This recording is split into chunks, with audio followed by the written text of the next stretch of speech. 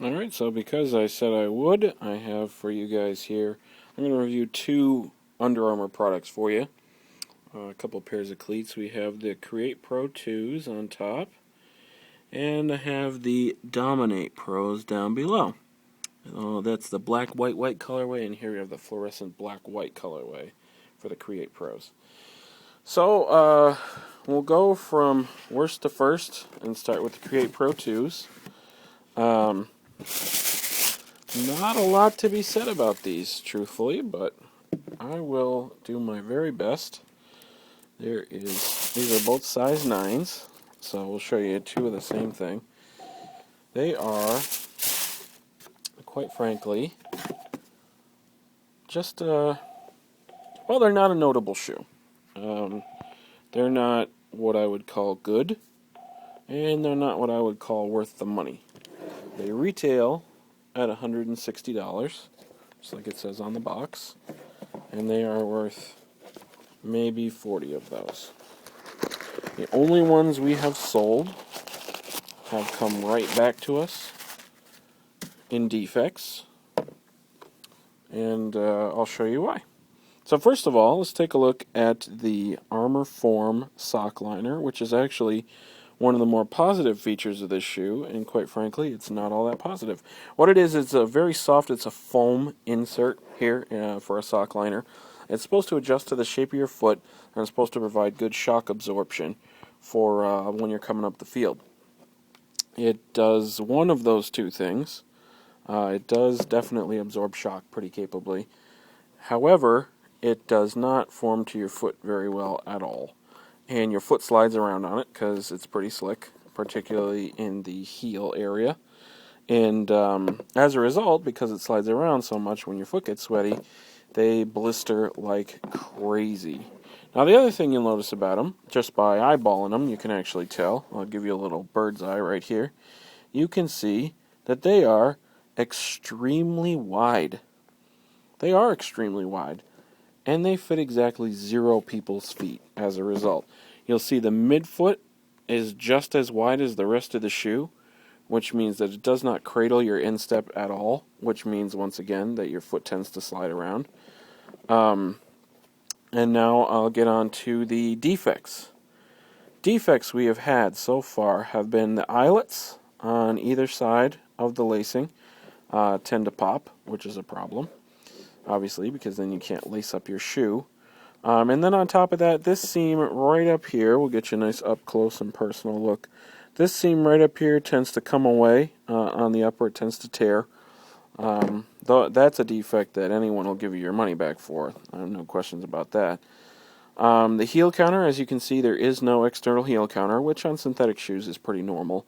The only problem with the heel counter itself, which is internal, obviously, is that it does not cradle your heel very well. So once again, your foot tends to slide, which causes blisters, which causes you to hate the shoe.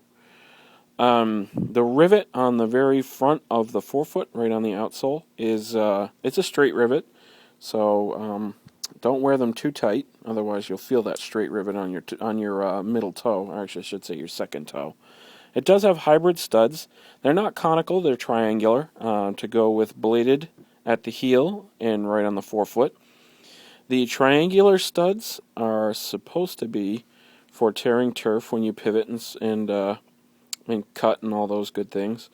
And they do that, no question about that. They also, unfortunately, they tend to catch on artificial turf. So the traction is good on artificial turf, but your foot tends to catch when you're pivoting. So that's obviously not the best thing ever.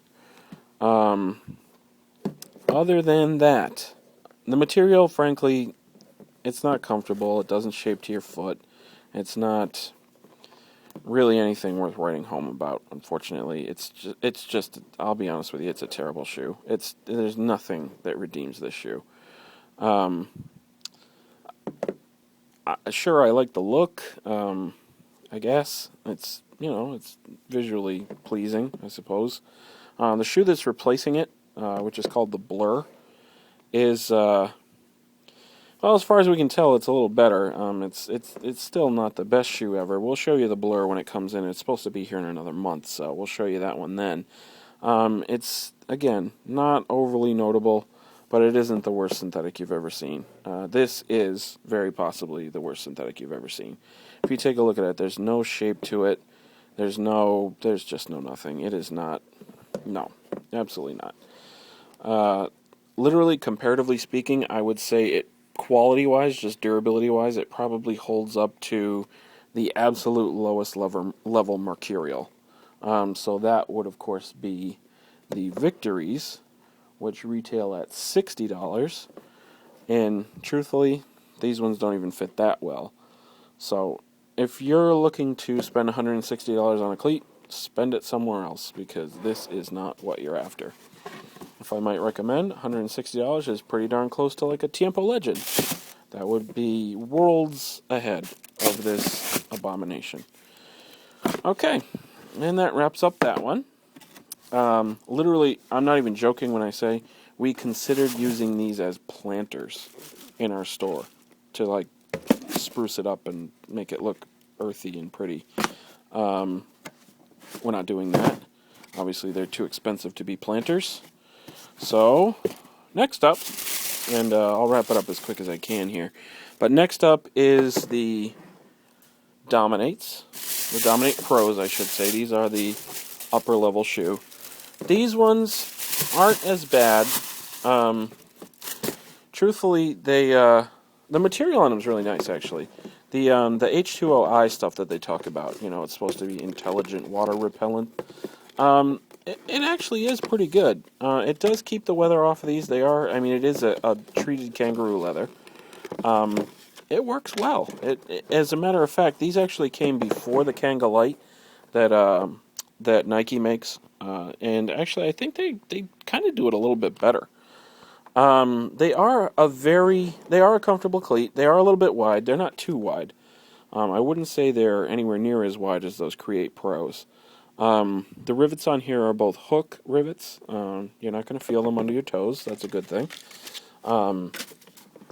The forefoot material here, and what they call the MPZ, which, truthfully, I don't remember the name, what it stands for off the top of my head, but it's supposed to be, it's supposed to be a zone on here that essentially protects the top of your foot.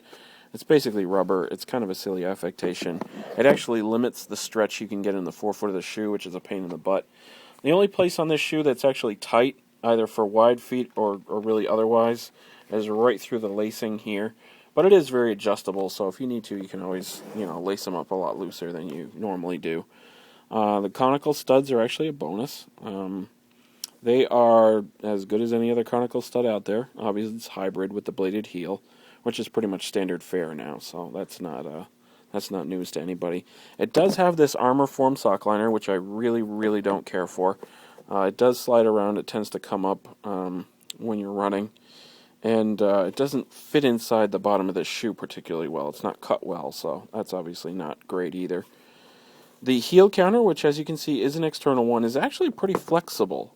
It cradles your heel quite well, but as you can see, the rest of the shoe does not cradle your foot all that well. It's not really designed to, to really fit your foot perfectly, the way a pair of shoes should. So, again, not ideal. Not the worst thing that ever happened to you, these shoes, but they are not the best ever. Other than that, we have had one come back for a defect. It's right on this seam right here. It tends to tear, unfortunately. It's not a huge deal. It's really more. It's not even the seam itself. It's actually right here, the finish, the actual that black sheen that's on the upper layer of that leather. Sorry. Tends to peel back a little bit. Not a huge deal. Definitely workable. But yeah, light years ahead of the Create Pro 2.